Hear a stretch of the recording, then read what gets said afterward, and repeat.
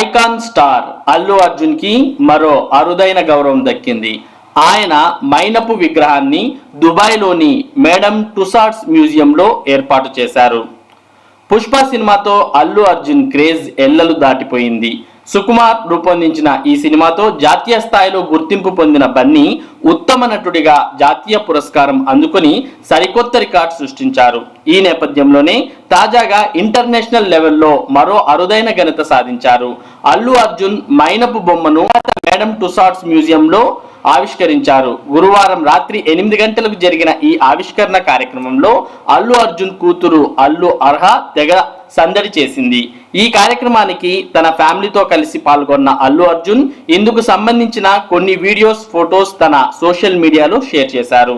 తన ప్రతిమతో దిగిన photo post చేస్తూ ఇలాంటి ప్రముఖ మ్యూజియంలో విగ్రహం ఏర్పాటు చేయడం ప్రతి నటుడి జీవితంలో ఓ మైల్ స్టోన్ అని అన్నారు. ఈ సందర్భంగా మేడమ్ టుసాడ్స్ వారికి ప్రత్యేక కృతజ్ఞతలు చెప్పారు బన్నీ.